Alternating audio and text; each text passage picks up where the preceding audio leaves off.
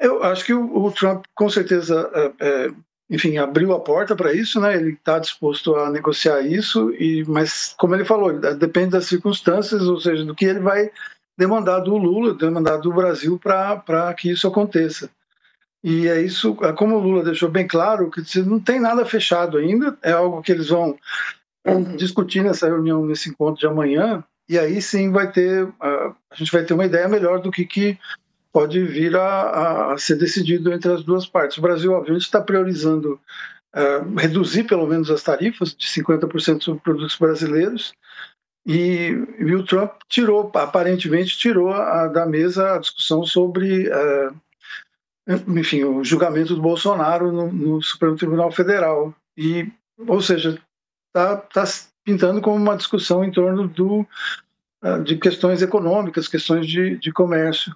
Aí vamos ver o que vai resultar, então, desse encontro, né? Tô vendo aqui que você colocou no seu texto, né, que está agora na manchete, a manchete principal do UOL, que o Lula está pisando em ovos em relação ao Trump. Durante essa visita à Ásia, né, na Indonésia ainda, ele falou sobre a não utilização do dólar nas negociações internacionais. Depois disso, que começou o tato mais, digamos assim, delicado do presidente Lula para não ferir aí o brio, né, do presidente norte-americano, o Nelson? Eu acho que sim, porque o tom dele foi bem mais contido aqui já em Kuala Lumpur, porque, enfim, ele, de fato, na Indonésia, ele foi mais agressivo, por exemplo, naquilo que eu considero a questão principal nesse momento, que são os ataques de forças militares americanas em alvos da América do Sul, de vizinhos do Brasil, algo que o Brasil responderia de maneira mais agressiva em outros tempos e que está muito contido, sobretudo estava muito contido nessa sexta-feira, nesse sábado aqui em Kuala Lumpur. Eu acho que é muito evidente que agora o objetivo do governo, o objetivo do Lula é garantir esse encontro e a partir daí tentar enfim, um novo momento na relação com os Estados Unidos. Exato. No final da programação de hoje, em Kuala Lumpur, perguntaram se Lula convidaria Donald Trump para comer uma fatia do bolo de aniversário dele, né? O presidente Lula vai completar 80 anos agora, na segunda-feira. Veja aí a resposta. O senhor vai convidar o Trump para o bolo ou não? Ei? Vai convidar o Trump para o bolo ou não? Eu acho que ele pode comer um pedacinho do bolo. E aí, Nelson, reagiu com bom humor o presidente? Ele está procurando ver, enfim, o lado positivo possível nessa relação. Eu acho que tudo caminha para ir relativamente bem. A grande sombra é, no fundo, a possibilidade de mais uma ação, de mais um ataque na América do Sul. A expectativa de exercícios militares em Trinidad e Tobago, perto da Venezuela, no momento em que o Lula vai estar se encontrando com o Trump, ou seja, vai ser muito difícil, eu acho, para o presidente brasileiro. Ele quer tratar dessa questão com o Trump, ele tem uma argumentação, acredito eu, até bastante forte, que é afirmar que qualquer guerra qualquer conflito militar levaria a uma guerra civil na Venezuela, e isso levaria a um novo fluxo de imigrantes para os Estados Unidos, para o Brasil, para outras partes. Ou seja, ele tem sua argumentação, suas justificativas para conter um pouco essas ações dos Estados Unidos, mas as ações são, obviamente, voltadas para recuperar um pouco da hegemonia americana nas Américas, no hemisfério ocidental, e eu não sei até que ponto, enfim, o show, o ataque em si é o propósito do Trump, o propósito de informar para o Brasil, para o resto da América Latina e do hemisfério ocidental, que os Estados Unidos continuam no comando aqui. Pois é, e a Mônica Bergamo traz uma apuração na Folha de São Paulo. O presidente Lula deixou o governo e diplomatas em alerta por falas que podem incomodar Donald Trump, né? Ainda naquele sentido de estar pisando em ovos, como disse o Nelson de Sá, que é nosso colunista que está em Kuala Lumpur acompanhando a viagem do presidente Lula. As falas do presidente brasileiro sobre o uso de moedas nacionais para o comércio sem o uso do dólar e sobre traficantes serem vítimas de usuários de drogas ele se referia aos ataques dos Estados Unidos a embarcações da Venezuela, deixaram integrantes do governo preocupados. Às vésperas de se encontrar com Trump, o presidente brasileiro tocou justamente em temas que podem incomodar os norte-americanos. Na visão de ministros e diplomatas ouvidos pela Mônica Bergamo, Lula não precisou ou não precisa recuar de seus pontos de vista, apenas porque vai abrir conversa com Trump. Os dois assuntos, no momento, não seriam prioritários, diante de tantos outros temas que o Brasil precisa resolver com os Estados Unidos. Lula, na avaliação de outros, deveria concentrar o foco nos problemas que dizem respeito diretamente ao país e só falar de outras questões caso provocado por Trump. O presidente brasileiro deve se encontrar com Trump amanhã, domingo, justamente no momento em que a temperatura sobre a América Latina, com as investidas de Trump contra os governos da Venezuela e da Colômbia, sobe essa temperatura. Também estão conosco Beto Vasques, professor da Fundação Escola de Sociologia e Política, e Leonardo Paz Neves, que é cientista político e pesquisador da FGV. Bom dia aos dois, bem-vindos. Ô Beto, e aí, essa possibilidade de encontro e o Lula pisa em ovos, deve pisar em ovos, o que você acha? Bom dia, Diego, Léo, Nelson, prazer estar com vocês, boa tarde, bom dia para a audiência. Mais que pisar em ovos, tem que quebrar os ovos para fazer esse bolo da concórdia, conforme o Lula comentou aí. Eu acho que a gente está vendo, mantendo a metáfora iniciada aí pelo Trump, que a química funcionou, mas agora a química tem que dar um passo mais, se traduzir aí num namoro. O primeiro passo para duas pessoas se aproximarem é a química, mas depois você precisa estabelecer alguns compromissos para que essa química se transforme numa relação equilibrada e serena. Acho que é o que Trump e Lula deram sinais de estarem dispostos, Esses compromissos do Trump se chamou de circunstâncias. Acho que a própria utilização do termo circunstâncias é muito positivo, Diego, porque mostra uma disposição do Trump, eu acho que em negociar. Ele poderia ter falado exigências, linhas vermelhas, então a gente não está falando de linhas vermelhas, mas está falando de circunstâncias.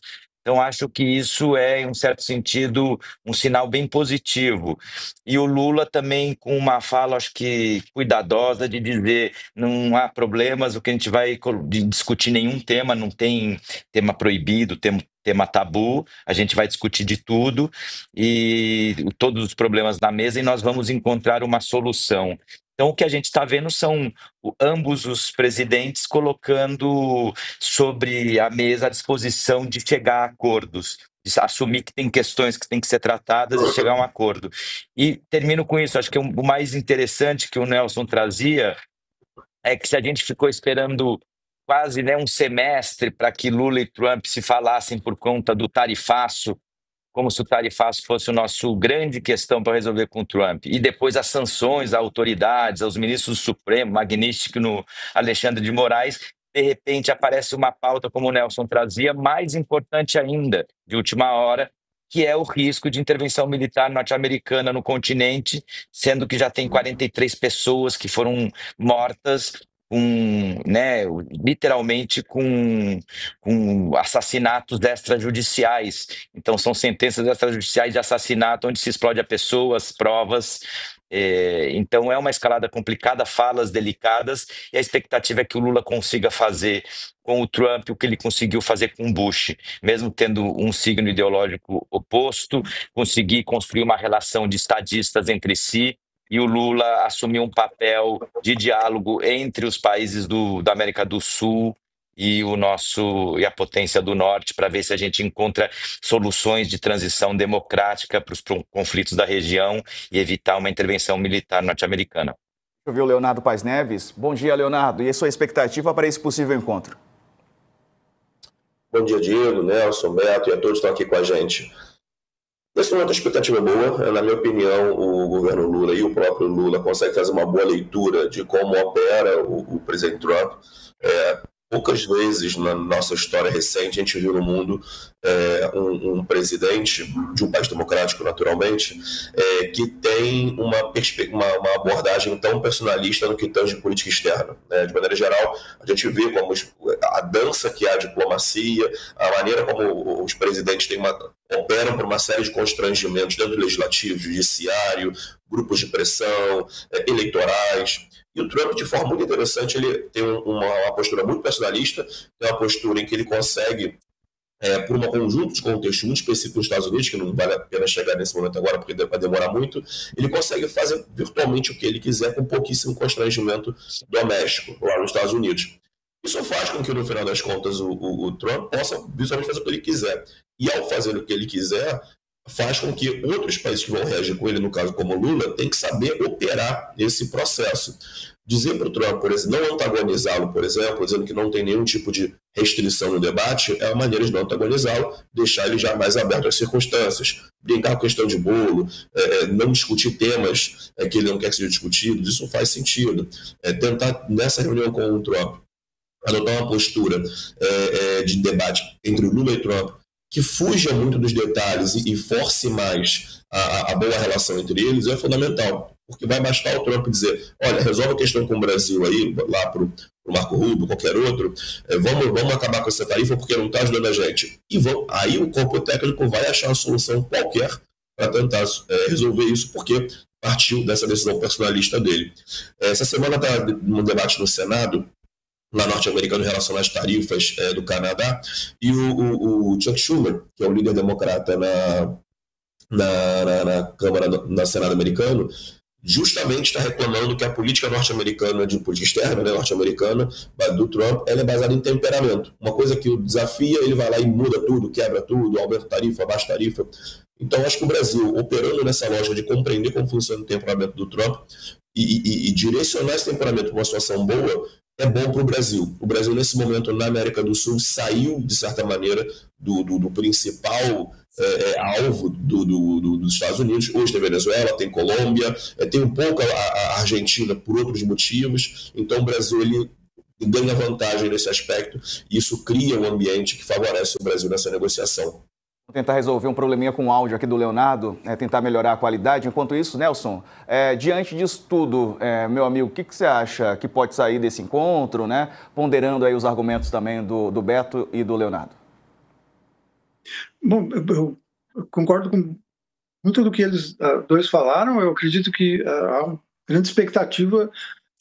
Eu só tenho uma preocupação realmente com a mudança da política externa americana em relação à América Latina, ao hemisfério ocidental, que é real, assim, ela é mais do que uma decisão, digamos, do Trump, ela é algo que está sendo já expresso em documentos americanos. Eles estão, o secretário de guerra, agora como é chamado, já falou publicamente, e outros também, que eles estão concentrados em casa, nesse momento. Eles estão concentrados em combater a imigração, combater a presença da China na América Latina, enfim, esses são os alvos principais. Isso, na verdade, enfim, tem pouca coisa que o Lula possa fazer com relação a isso, porque é uma mudança de política externa nos Estados Unidos que está se dando e que é, digamos, enfim, o Brasil é apenas parte disso. Eu acho, a sensação que eu tenho é que o Trump vai querer deixar, essa altura, pelo menos é a sensação que eu tenho,